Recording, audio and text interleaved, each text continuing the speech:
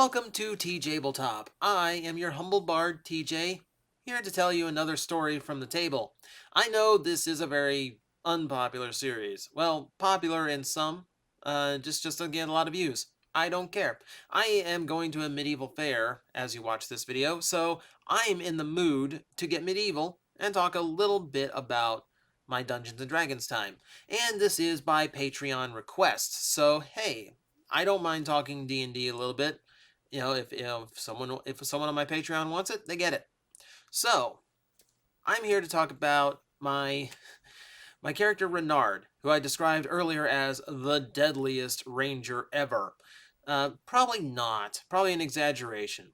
But the element of Renard that I left out was his sidekick. So, fairly early on in the adventure, we had a random encounter roll from the DM.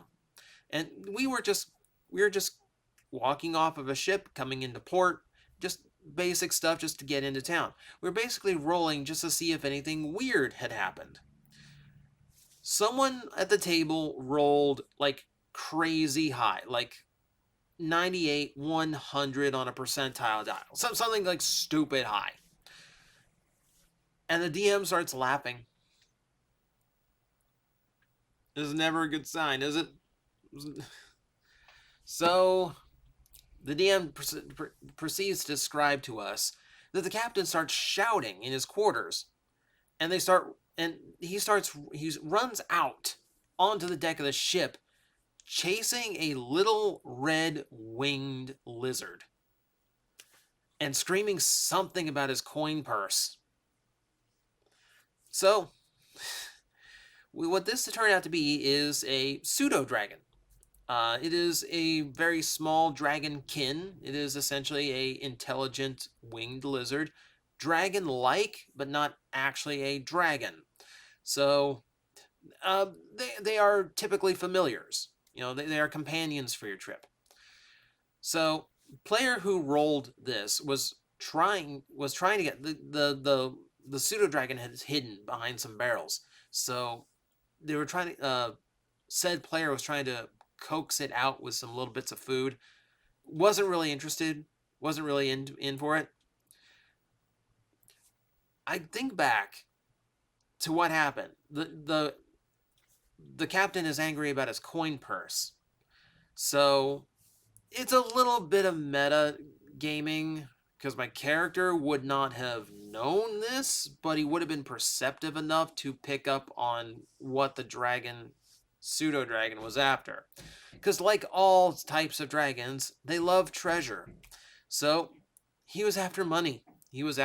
So Renard goes into his coin purse and gets out the shiniest platinum that he's got in his pocket and uses that.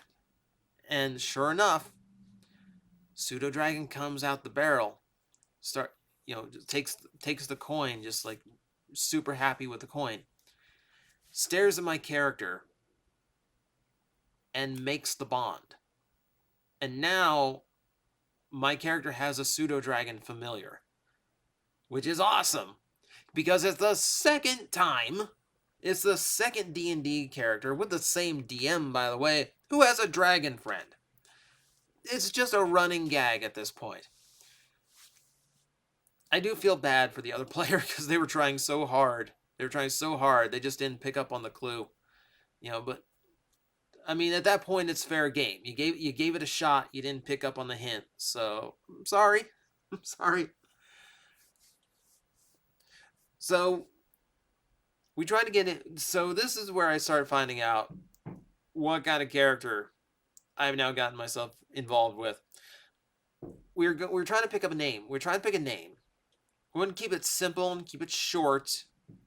The dragon started its relationship with us by like pouting a little like poof of fire. No like flamethrower or anything, just like poof. Like a dud firework went off. My first thought was to call him Flint, a little fire starter. And I just thought that was a cute name, and then Dragon went, no.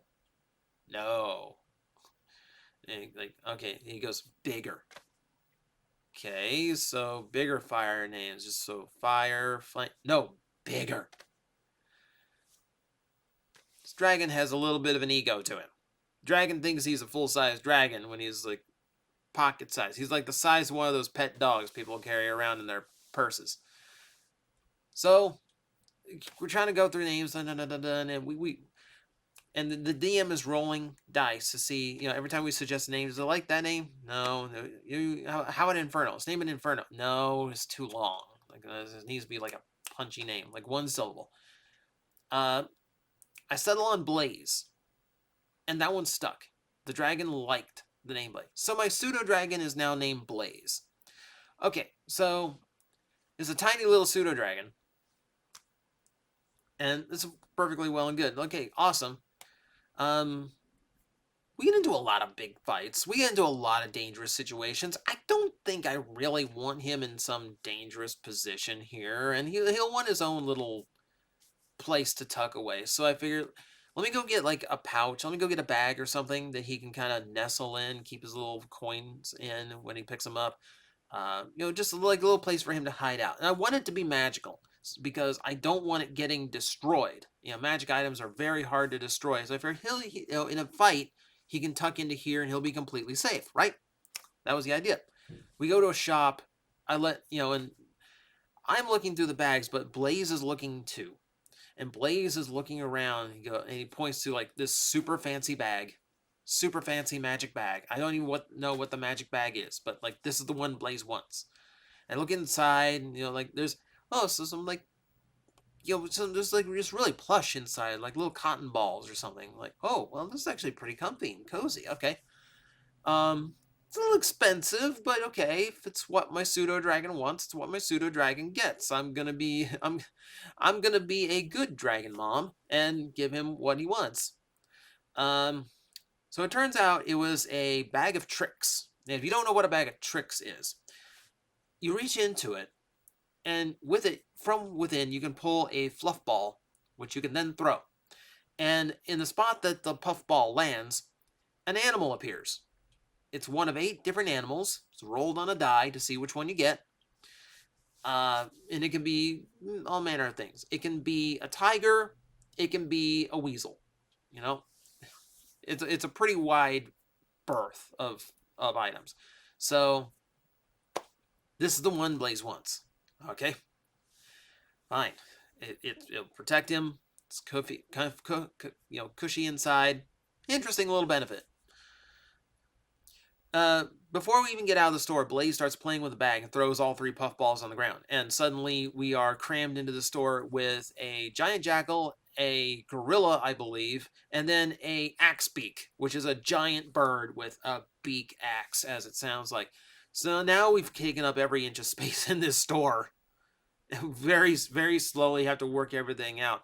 So it's a weird little dichotomy here. So because it's Blaze's home and Blaze is the one that's pulling the puff balls and throwing them, the animals are following Blaze's commands, not mine. So they are something that I can utilize. However, there's a chain of command now where I have to give the command to Blaze and Blaze has to give the command to the animals. So Blaze is walking around town now on the back of this giant jackal, just super proud of his menagerie he has created.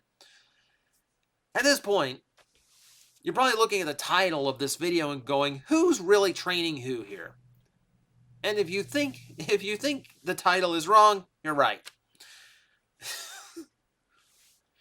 But it's fun. Blaze adds that element of chaos that has made the game so delightful, and it works so well. The bag of tricks itself comes in handy so often. Either have more bodies on the field, or to pull little devious tricks, or to have a hunting animal, something that can sniff things out. It comes in handy a lot. It's just funny the way it has to work, because technically Blaze is attuned to the bag, not me. We continue on. So Blaze is this constant companion. He is a fun bit of chaos, as I mentioned. But there comes a day where Blaze wants to prove what a big dragon he is, especially after the fact we came into contact with an actual red dragon. And I think Blaze found out how small he was, so he does want to prove himself. So the DM decides this is the encounter. We end up, I can't even remember what the encounter was.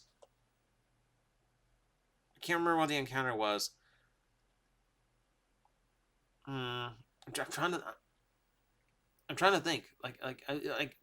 It really doesn't matter. We've just got a crowd of enemies that we're fighting. And through all this, Blaze decides, okay, I'm jumping out, and I'm gonna get in this fight. Now, Blaze has gotten into fights a couple times. Mostly just quick get a sting in, because his sting can potentially paralyze an enemy, and then run back. Little things like that. So, this is the first time Blaze is like, I'm going into combat. So, Blaze takes his, goes up to this enemy, takes his attack, crit. Rolls a 20 on his first attack roll. Table starts busting out laughing. Okay. The Pseudodragon's the only one getting crits in this fight. Great. We finish off the enemy before it can do anything in retaliation.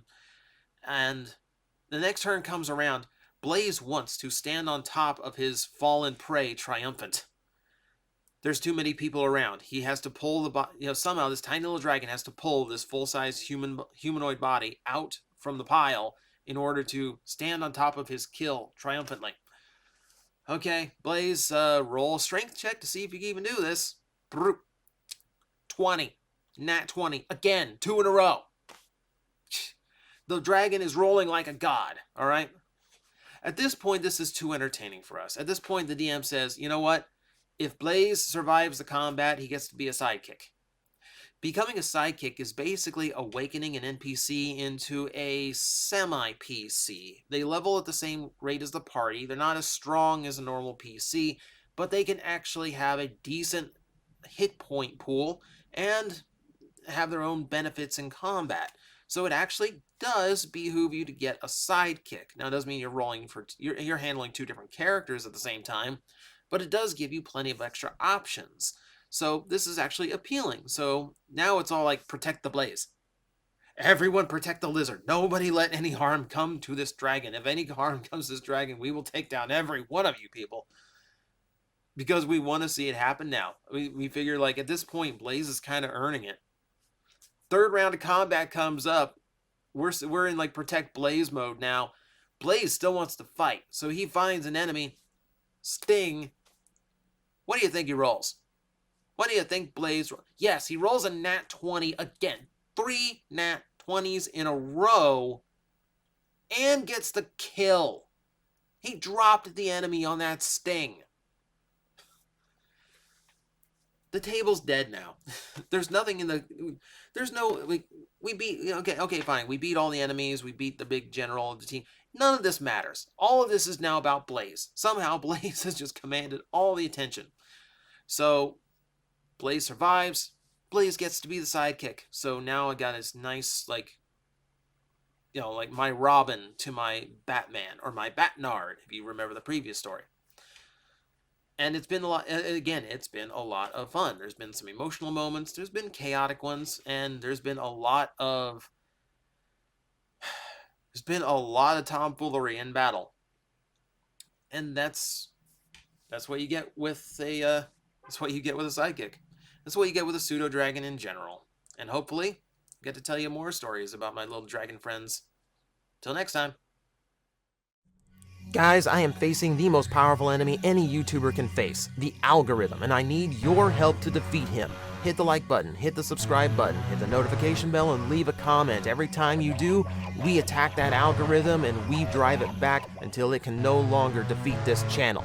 Thank you very much.